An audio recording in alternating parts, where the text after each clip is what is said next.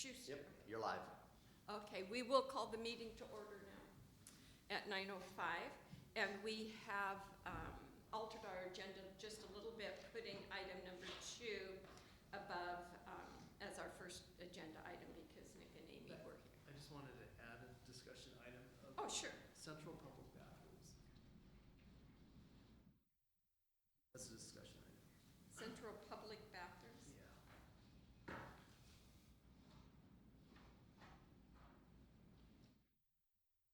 Okay. Okay, this is item 6. Yeah. So back to 2. So we missed Back to 2. the recording. The commander, Schuster, stopped in, talked about this item, and stated that the police had no objection to the 1-hour extension to the noise ordinance. Right. And I started to say that they had briefed me prior to the meeting. Our noise ordinance stops at 11 o'clock for outdoor music, and they're asking that on Friday and Saturday night of May 5th, is that correct? 5th and 6th, that they'll be allowed to have outdoor performance until midnight. So I think they're looking for a recommendation for this committee, and then it would need to go to the full council for them to take action. Correct. I know Nick and I had spoke earlier, and he wanted to know how the process worked. And I suggested he contact the city, and so he's gone through that. When I read your letter, is the film festival providing entertainment, or is the BRIC providing entertainment? It's actually the film festival that's providing entertainment. We're working with them, Right. but we're the ones who organize our entertainment, and we're the ones, without saying we're renting them out, that's pretty much what's happening, is where they're allowing us to use their space for our after party. And they'll be opened in time? I know they haven't got their certificate of occupancy yet. Yes, they said that that weekend will actually be their opening weekend. Wonderful. Is there any discussion, Fred? Do you know if they know that they need a certificate of occupancy? I'm sure they do. Kirk Yeah. Craig's an experienced builder. Let's hope so. I mean, if need be, we're in conversation with them, so we can. Confirm, it Yeah, wouldn't hurt to it confirm, doesn't hurt. make sure that they've gotten their Yeah, certificate of I'll occupancy. actually make a note of it and make sure I email him as soon as we're done here. And they'll need their cabaret license as well. Catch that one, that's a cabaret license. Cabaret license. Oh, well, we should reach out to them. License. And the other one was occupancy license. Yeah, Occupancy there's a permit. Certificate of occupancy. Certificate of occupancy. Thank you. That's, the building inspector does that one, Yes. but the clerk's office does the other license. But as you said, he does do, this building for his other job, so he's probably pretty well versed, probably a much better person than I am about that. Fred, did you have any concerns? No, I guess after our recommendation, would there be any kind of announcement to the neighbors? I believe so. That was, Okay. I was wondering what, if you read the letter, you were going to even ask the neighbors to come down and have a preview and some other things. So they were reaching out. We will notify the residents of the area, then there will be an exemption of the noise ordinance by social media, public postings, and going door to door. And we believe that including an invitation to the sneak peek will foster a sense of community. So they're doing quite a bit of outreach. My question is it time sensitive for you? Our council agenda tomorrow evening is a little busy, but I could, if this committee has an affirmative recommendation, I could add it to tomorrow night's council meeting. If not, council will not be able to take action until the 4th Tuesday of April.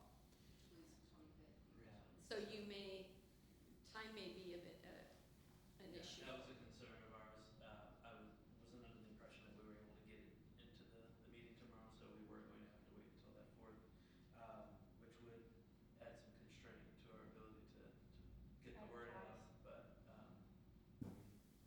social media does work pretty quickly, so. I don't see a problem with you adding it from the dais tomorrow. Right, I could just add it from the And it's dais. still within 24 hours, so we can even add it to the packet, add Oh. it to the agenda and send it out. Okay, if Fred's Or in, you add it on the dais, it's up to you. if Yeah. this committee's I recommendation think we is should yes. recommend it, and it would help if you can maybe just describe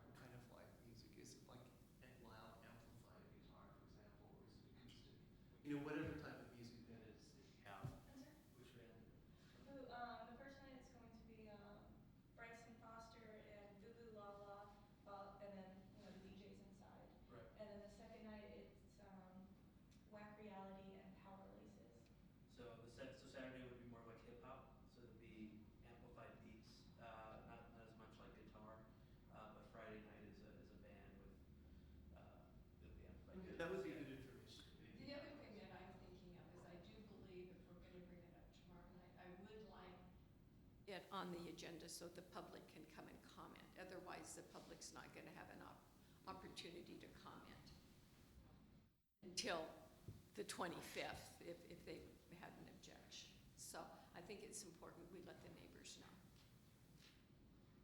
So what I'm hearing is the committee's in support of the extension and to add it to tomorrow night's agenda today.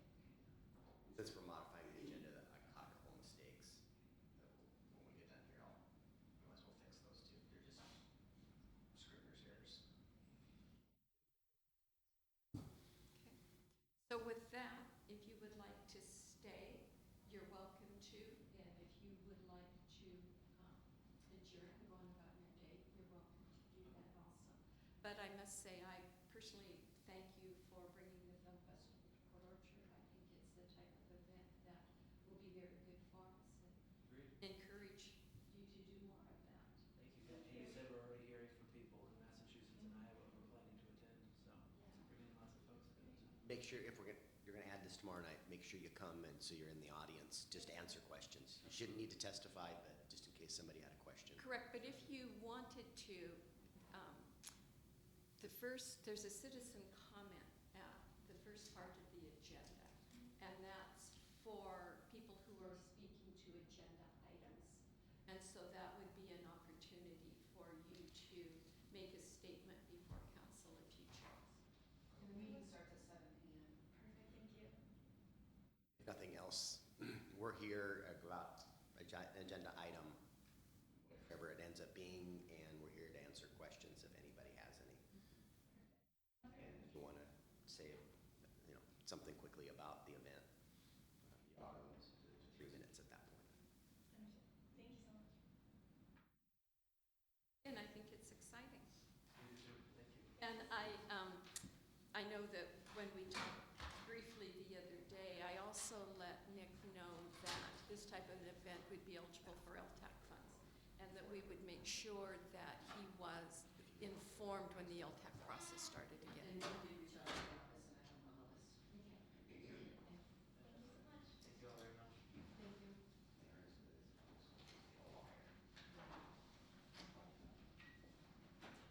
Okay, moving along with our normal discussion on, with the business group, we have both POPSA and the chamber represented this morning. Do you guys have anything, any issues you want to talk about today? It looks like we've got street closures for a special event on the agenda. We have applications in for a couple of special events for POPSA right now, so both of those involve street closures. Might want to take that microphone and slide it over Oh. between you and Matt. What we were having before is the other microphones weren't picking up the sound, so we had a nice video with no audio. So, so now, anyway, so we're hoping this will correct that. So we're just testing here. So you want to talk again there, Beck, and maybe just a little closer to the microphone to see if we can pick you up just a little bit better. Okay, is that better? I do not hear it over the PA system. At all. No. I think I'm hearing the feedback. Hello? Yeah, Yeah. I hear it. You just gotta be right on it. Yeah. Okay, so then what we'll need to do is pass the microphones Yeah. from person to I was person. planning on having them between. And we're going to get two We have more. 2 more microphones. We just have to have stands for them. Okay, So just speak to the mic and be within a few inches of it. okay. So POPSA has interest in the street closures. Yes, we have 2 events that we Okay. have applications in for right now. And then, Matt, did the chamber have anything specifically that we could help with or facilitate with, or you'd like a conversation about? Not right now, no. Okay. Matt and I did talk a little bit about the Roger Brooks series that we're looking at. And did you have a report, Brandy, at all for the 3rd one? Or is that not available yet? Okay. But the first,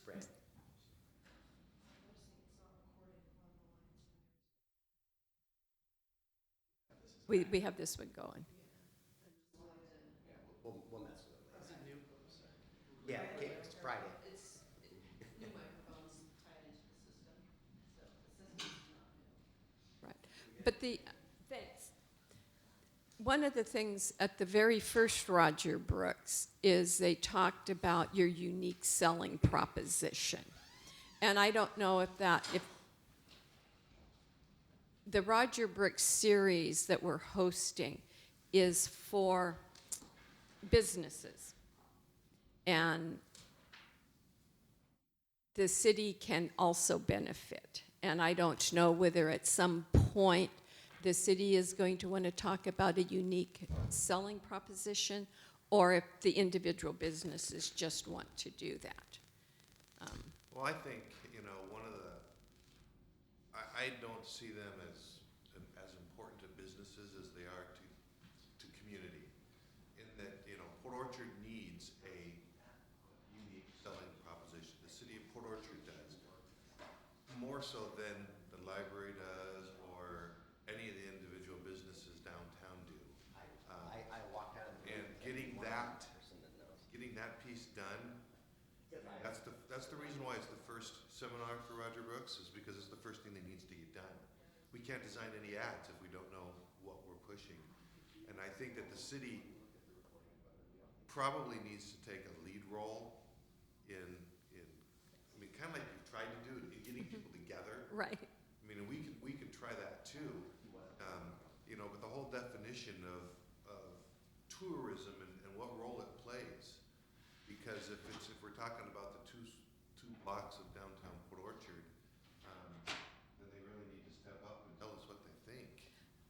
Okay, and when I think of something for Port Orchard, the first is a unique selling proposition for Port Orchard. The first thing that comes to my mind is who's my demographic? Who am I selling to? Am I selling to developers? Am I selling to potential home buyers that would move in, new residents? Am I marketing to tourists? Am I